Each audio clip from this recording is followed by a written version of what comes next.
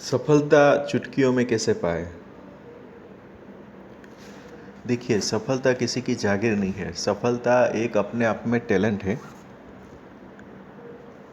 जब तक आप आदमी अपना टैलेंट इस्तेमाल नहीं करता तब तक उसकी सफलताएं उसके लिए कोसों दूर होती है। सफलता के बारे में आप देखोगे तो नंबर ऑफ किताबें मिल जाएगी, मोटिवेशन मिल जाएगा, मोटिवेटर्स मिल जाएगा। यहाँ तक कि सफलता जिसने पाई है वो तो सफलता के बारे में बताएगा कि सफलता ऐसे ली जाती है, सफलता लेना बहुत चुटकियों का काम है। और जो असफल होगा ना वो भी सफलता के बारे में इतने बड़े बड़े लेक्चर दे देते हैं कभी कभी कि आदमी सोच में गिर जाता है कि सही में सफलता क्या इतनी सही में इजी है। मेरा ऐसा मानना है, सफलता अपना टैलेंट के ऊपर ही निर्भर करती है। जितना आप अपना टैलेंट को निखारोगे, एक्सपोज करोगे, उतनी ही ज़्यादा वो सफलता आपके नज़दीक आएगी, आपको मिलेगी। टैलेंट के बिना अगर आप कुछ काम करोगे तो उसमें मन नहीं लगेगा, और मन नहीं लगेगा तो काम में निखार नहीं आएगा। काम में निखार नहीं आएगा तो वो सफलता मिलने की संभावना बहुत कम है। आज के समय में अगर देखा जाए तो सफलता को एक पैरामीटर में माप दिया गया है, बांध दिया गया है, और वो पैरामीटर है मनी। आपके पास कई बार हम लोगों ने सुना है कि देखो यार, इसको कुछ नहीं आता है, या इसके पास क्या है, इसके पास कुछ नहीं फिर भी बहुत सफल है। तो उसका पैरामीटर उन्होंने ये तय किया है कि जिसके पास ज़्यादा पैसा है वही सफल है। पर देखिए, वो पैसा उसके पास कहाँ पे आया? उसने अपने पास जो टैलेंट था उसका इस्तेमाल किया और पैसा आ गया। बाकी उसके पास जो टैलेंट नहीं था वो हमारे लिए, हम लोग क्या करते हैं, जो टैलेंट नहीं है उसको देखते हैं, बोलते हैं इसके पास ये नहीं था, वह नहीं था, फिर भी इतना सफल है। मतलब वो आप वो मत देखो, आप ये देखो कि वो कौन सी वजह से सफल है। और वो रीज़न यही है और सीक्रेट यही है कि उसके पास कोई ना कोई हिडन एक सीक्रेट था, टैलेंट। वो टैलेंट की वजह से ही वो सफल हुआ और वो माला माल हो गया। अगर सफलता का पैरामीटर चेक किया जाए तो उसको हम एनालिसिस ऐसे कर सकते हैं कि आदमी जब सफल किस किस बारे में है या नहीं है।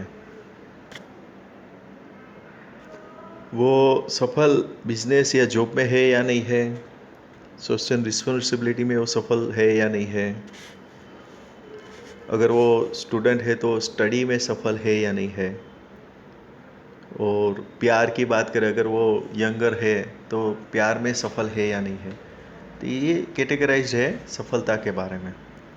पर आज हम बात करेंगे फाइनेंशियली फ्रीडम के बारे में। फाइनेंशियल जो भी ज़्यादा है उसको सफल गिना जाता है। पर आप देखोगे तो ये तीन जो फैक्टर आगे बताए गए, तीन और एक चार फैक्टर, वो उसका कुल मिला के नतीजा ही इसमें कन्वर्ट होता है। यानी कि आपका जो टैलेंट है वो टैलेंट आपने किस तरह से ये जो फैक्टर उसके अंदर इस्तेमाल किया है। जैसे सोशल रिस्पॉन्सिबिलिटी में, बिजनेस करते हैं या जॉब करते हैं, ये सब चीज़ के अंदर आपने अपना जो भी टैलेंट था उसका कितना ज़्यादा इस्तेमाल किया है, वो देखने के बाद ही आपकी सफलता का राज खुलता है।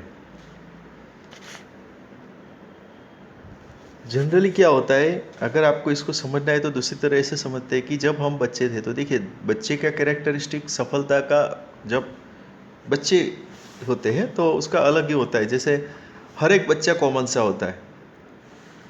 अभी कैसे कॉमन होता है कि वो पूरा दिन खेलता रहता है, खाना खाता है, सो जाता है, बस यही काम है और कुछ काम नहीं है। तो जब सब बच्चे होते हैं तब ये काम उसका कॉमन होता है। पर जब वो यंग हो जाते हैं तो उसका काम धीरे से अलग हो जाता है, और उसको बोलते हैं कि धीरे धीरे अपनी रिस्पॉन्सिबिलिटी संभालना। तो जब जितना आप अपने चाइल्डहुड में निखरे होगे, देखिए जब हम खेलते हैं तो वहाँ पे भी एक वो आता है हार जीत का मैटर। ठीक है, जब हम खेलने बैठते बच्चे लोग तो उसमें भी गेम ही आता है ना, जब वहाँ पे भी हारता है या जीतता है, दोनों में से एक ही होता है। तो उसको अगर आपने ध्यान में लेके वही चाइल्डहुड की मैटर को आप यंग में भी सोचिए कि हम जो भी खेल रहे हैं या तो हम जो भी कार्य कर रहे हैं वो एक खेल ही है। वो उसको हम खेल के हिसाब से ही खेलें और तय करें कि इसमें हमें हारना है कि जीतना है। अगर आपने तय कर लिया कि हाँ मुझे जीतना है, तो अपने आप अपने काम में वो निखार आ जाएगा। अपना जो टैलेंट है वो उसके अंदर दिखने लगेगा। चाहे वो आपको वो काम अच्छा लगता है या नहीं लगता है, वो उसकी बात की बात है, पर अगर एक बार आपने तय कर लिया कि ये खेल में मुझे जीतना है, तो वो जो आप काम कर रहे हो, चाहे आपको अच्छा भी ना हो, मतलब आपके दिल ना मानता हो, फिर भी आपकी मजबूरी की वजह से वो काम करना पड़ता हो, तो भी आप अपना टैलेंट उसके अंदर डाल के वो काम को सक्सेस कर देते हो। ये बात आती है यहाँ पे। और एक बात समझना ज़रूरी है कि लोग क्या करते हैं कि जैसे उसको सफल होना है, और उसके पास दो मुद्दे नहीं होते। एक मुद्दा कि सफल होना है ना, नहीं है, सबको सफल होना है, पर किस चीज़ में होना है वो क्लियर नहीं होता है।